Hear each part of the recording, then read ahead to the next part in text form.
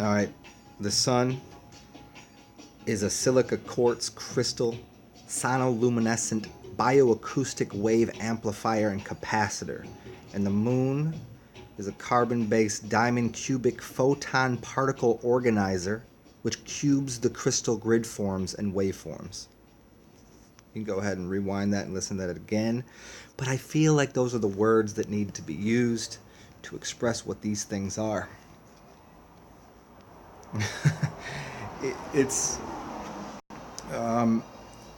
There's so much that I'm trying to piece together, and as always, this little series here, watch the other 3 videos before this for this to make sense, because if not, this is going to turn into an 8-hour video. But I'm going to try to hit on a few key ideas and points about the sun and the moon, and I'm going to try to tie into this 007, which is two-ball cane. I'm going to try to tie in Shakespeare and John Dee and magic and hexagrams and hexes and witches and what that has to do with the different structures of elements. I mean, there's like, this to me is all like a stew in my head, and I can see how it all functions, but explaining it in the English language is a little it's a lot to say, but it's very simple to say, and I already said it right in the beginning of the video. So as quartz and as things that are sonoluminescence, what that means is that sound can make light. And in the beginning there was the word.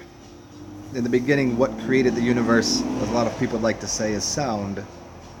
The sound of anything.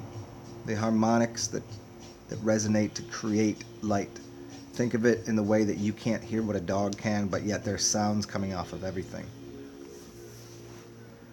So if the sun is that capacitor, and it's akin, as I spoke about, that the sun is a quartz crystal, and the moon is a diamond. Now, what a diamond is it's a restrictor, in a sense. If you've seen that picture of the pyramid and the light coming into it and refracting it, like on the cover of that album, everybody knows, I don't even need to say it. If you take 2 triangles and you interlace them, one up and one down, that's the male and female energy, this is the concept of it, and it becomes what people would call the Star of David, but that is only a label that was used well after the expression of what those 2 triangles were. But you'll notice there's 6 sides to it. The number 6 is everywhere, and it has to do with hexes, witches, cubes, 6 sides to a cube. If you unfold a cube of salt, an ice cube, and again, if this sounds like I'm rambling, it's because the English language isn't quite unlocked that much for you yet, and you haven't watched the other videos, but this all is very well laid out in all the videos I've made. This structure of a cube, which is shown to you in 2 interlacing triangles, which becomes a 6-pointed star, connects to the cube. And people talk about cubing something or boxing something. You box up, it's a square and a circle. This is the concept. But if you look at quartz, you see a bunch of what seems like stars of David bound together. It's organized already. It's already there. It's as I was explaining, it's piezoelectric. Now let me just jump over here to the moon and 007. 007. Do you remember in the beginning of the movie, Diamonds Are Forever? I mean, there's lots of movies that 007 made, but 007 is 2 balls and a cane. It's 2-ball cane. And 2-ball cane is a son of Cain, as in Cain and Abel. If Cain slew Abel, here's the idea. This is the idea. Think of it in a grand grand architecture. Pull yourself off of the planet and look at this idea. That if Abel, the word Abel means ability, and it also means a bull. It's where you get a buy bull. It means you've cut a bull, you've buy bulled. It's two bulls, or cut a bull cut in half. So if Cain, what a cane is a J, or what an old man uses to stand. Cain slew Abel. So the Cain is in complete reference to the moon, and Abel is in reference to the sun. And these are the two sons, right? Cain and Abel. What is the story of Cain? Who is Tubal-Cain? Tubal-Cain was the father of the smiths. If something is called to be smithed, you get words like Smith and Wesson. It has to do with metal. And to smith something, if you remember, I did a video a little while back on the idea of how the church is an anode and a cathode to make electricity with the people inside, because you're piezoelectric, and all of the things and the elements they used in there were actually to make a spark plug or a capacitor to generate energy for something. And it seems to be like a generator for the moon. You're literally generating energy for the moon by going into a church. Unless, of course, you can, direct and focus that energy. That's a whole nother concept. So 007 and Tubal-Cain, what you see with Tubal-Cain is he's connected to the smithing of bronze and iron. And I've spoken a lot about the Iron Age. He was the forefather of all the smiths. And this goes into what Neo is and what the Agent Smith is.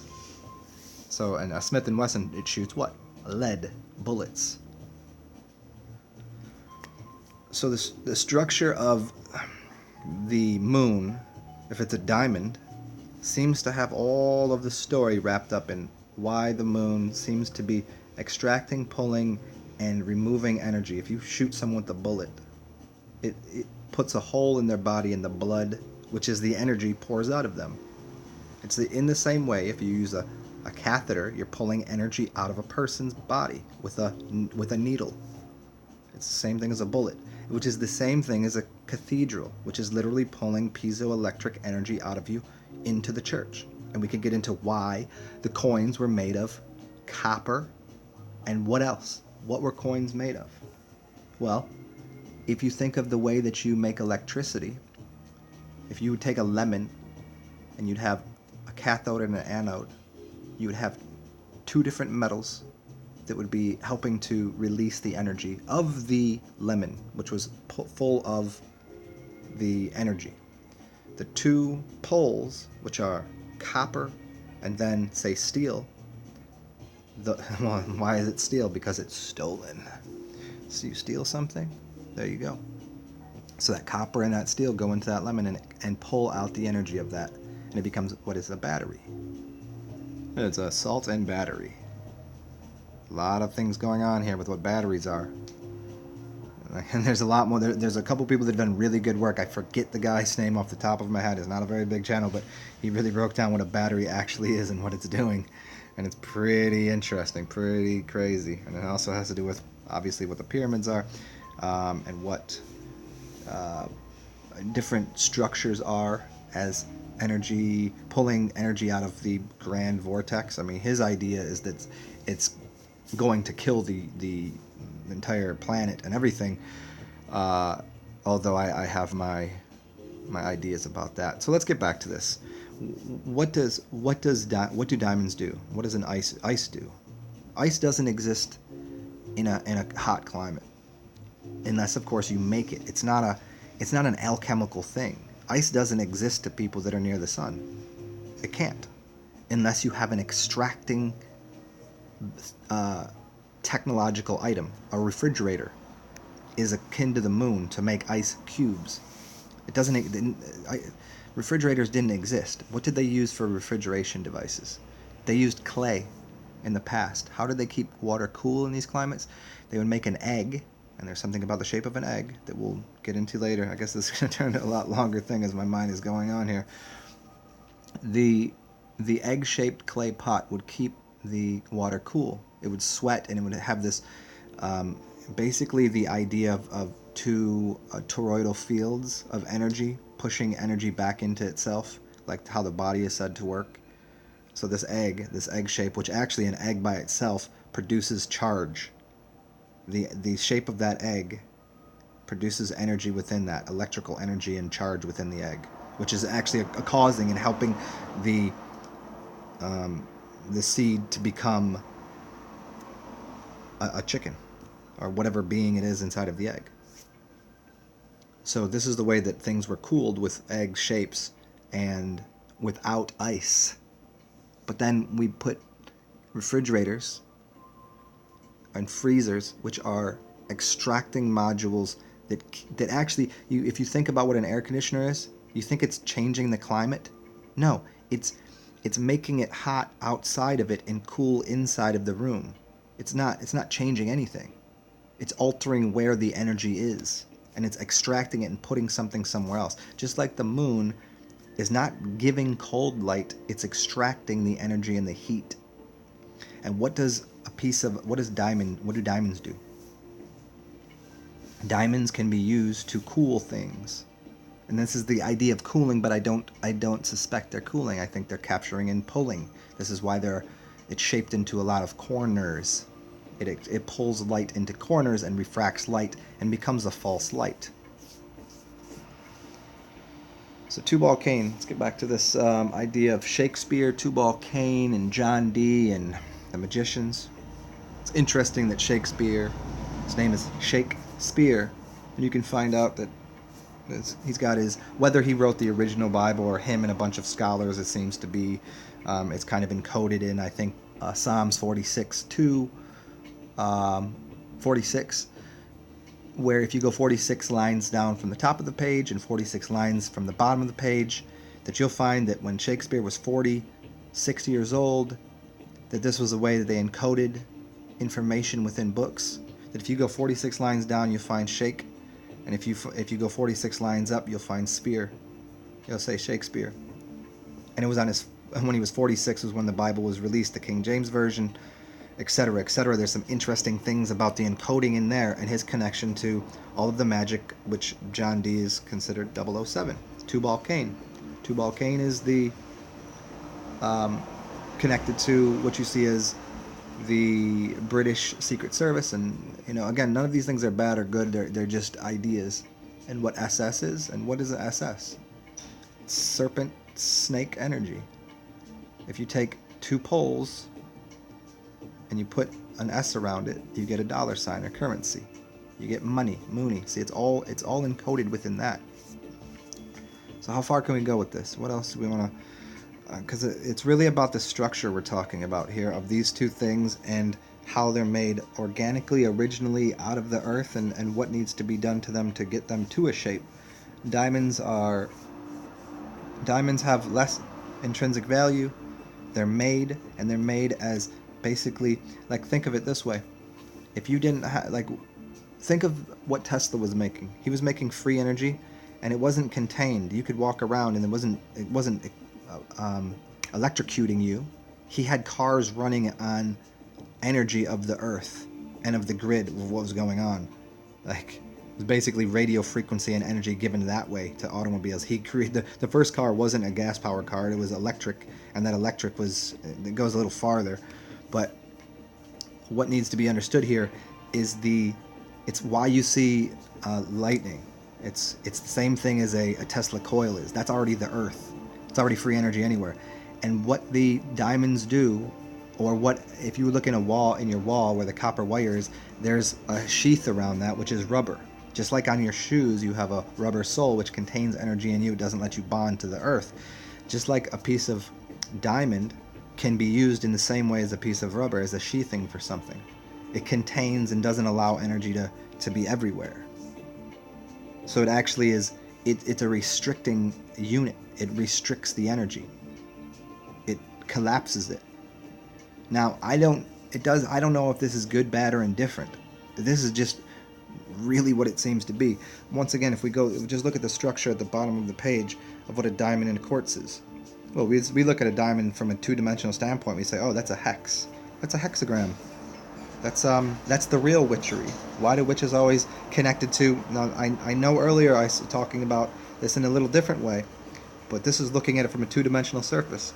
You look at a quartz crystal and we say, oh, witches and crystals and all of this energy. And we could talk about the green witch and the different kind of witches. But that's looking at it from a piece of paper. Now, this I'm making some things that only a select few will understand completely, but I think that this will be enough to give you little bits and pieces. That what we've done is we've cut down the tree, and we've made a piece of paper, a two-dimensional surface. So when we look at it, we say, oh, a quartz is six-sided. But if you look at it in 3 dimensions, the reality of where you live, it has 18 sides. That quartz structure there, in 3-dimensional. It has 3 levels to it. There's your 3 levels of reality. There's two basically triangles that are actually 6-sided apiece, but then you'd have the bottom side, which would make 7. But we're not going to go that far. But what I'm saying here is you have 9 sides on that quartz in 3 dimensions, not 6. But that diamond, you have 4 sides, which is a box or a square from 2 dimensions, and from 3 dimensions, you're given 8 sides. 8 sides is infinity. It means it's a loop. There's a loop within a diamond, and it's created that way. Where a quartz is a completion, which is 18. 1 plus 8 is 9. I mean, this gets in a little farther mathematics, and this gives some people, Zen, what are you talking about? Just forget all the numbers, forget all the letters, because I have to use these numbers and letters to try to decode things from an alphanumeric and alpha beta system to show you how this is all overlaid over top of each other. But just from the physical aspect, I just say, okay, empty your mind, forget everything I just said, and look at the shapes and the structures and the qualities of these two forms. One comes out as a basically a rock, and it's sold to us for a high dollar amount, and it has no real value other than to insulate and restrict something. And the other is given to you for very cheap. Doesn't do anything. But in fact, the quartz is in everything that actually has power, telepathy, energy, piezoelectricity. The shape and the structure of it is more refined, and it even grows that way. The diamond doesn't grow that way. It doesn't grow into that shape. You have to cut it into that shape. But somehow out of just the consciousness of whatever the larger mother, we said the larger black mother grid, or the consciousness of the humans, it created the quartz, which is of much higher value, which is, as I've been trying to explain here, is connected to the sun, and what the moon is as the second sun. What is the second sun? Cain. Tubal Cain. The story of Cain, which is the moon, which is why diamonds are forever, but they're not. It's a trick. Diamonds. If you were to hand someone that had a lot of energy running through them a quartz and a diamond, what's going to have more value to that person? Really the subtle energy and the real powerful energy within the body. Why do people aren't like, hey, cover me in diamonds? It wouldn't do anything but restrict. So, how much? What more did I want to touch on here? Let me see here. I don't want to take you too far with the numbers and the letters. I kind of want to just give you a little bit of the shape and what the energies are. Think of this as well. I was kind of thinking, what is the deviation in the temperature of the day and the night when there's a full moon and when there's no moon? And again, why is there no moon? Why couldn't there be a moon? Everybody, we're past the point. We're not discussing whether or not the moon is 238,000 miles away and it's collecting, it's refracting sunlight, because we know this just is not true, because you can see the sun and the moon in the sky at the same time. Why is it sometimes there is no moon? Why can you see through it? Is it that it's diamonds, and you can see through I mean, you can see through it. You can see through a glass, right? What is, you know, but you can't see through the sun because it's actually creating sonoluminescence. It's creating light out of what is a crystalline structure and some sort of liquid, a liquid crystal, just like your body is a liquid crystal. So you are the sun, period. Just like what's in the earth, boom. But then we're told, no diamonds, no the moon. The moon is magic. No. There's all of these things that are diamonds. Cut the mind, to split the mind. The diamond in the nighttime. And this gets into all the ideas of what used to be, you know, when there were these giant trees. Why were they cut down? What were they made of? It seems like silica. What is silica? Was there information in these trees? Like the supercomputer of the place that we lived was broken and shattered and cut down? But yet, here's the trick to the whole thing. Because it's holographic, whatever information was in the giant tree is in one tiny little piece of that tree. This is why you can take one little piece of anything and you can use it as an ethnogen, as a hallucinogen, and this is why you get into like, how do they make DMT? Well, it's in your brain, in a tiny little piece of your brain that extracts all information, lets you dream. But it's also in all of plants. It's just a matter of extracting it. And how do babies are tripping all day, literally out of their mind, on they're releasing DMT. But what do we do to stop that? The doctors, they go and inject a bunch of heavy metals into children as soon as possible. What are heavy metals? Connected to Smith, connected to the moon, connected to carbon, connected to, and again, carbon isn't bad. It just we're looking at the purpose of putting heavy metals into children and heavy metals and what they do. It restricts something.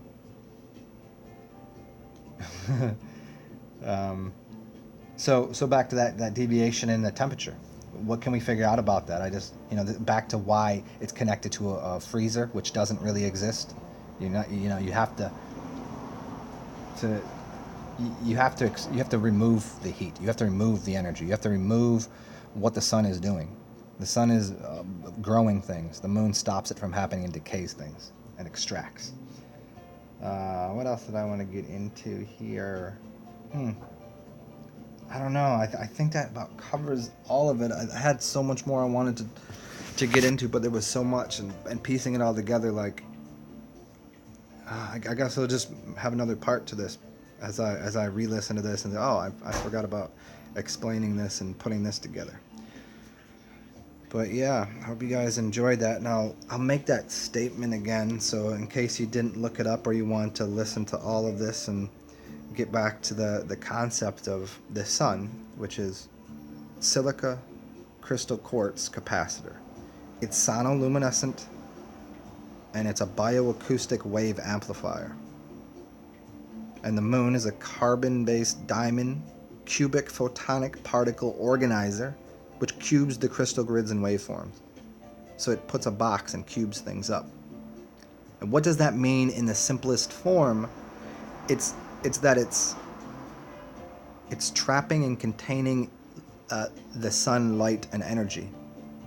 Now, is this a good thing? Is this just giving us this experience? And I would even go as far as say this, I'll do it the next one. I'll do it the next one. That will be what I'll start with. Okay, we're not gonna. This will be. I'll leave it as a cliffhanger. But, anything else I want to cover here? Oh, so in simple form, the sun is the thing. The moon is, I don't know. It doesn't seem to. Is it an old sun that died and it starts recharging? No, I think it's a fake one. And fake, I just mean it was the thing that tried to murder the first sun. Okay, y'all. Hope you enjoyed this one. We'll talk soon.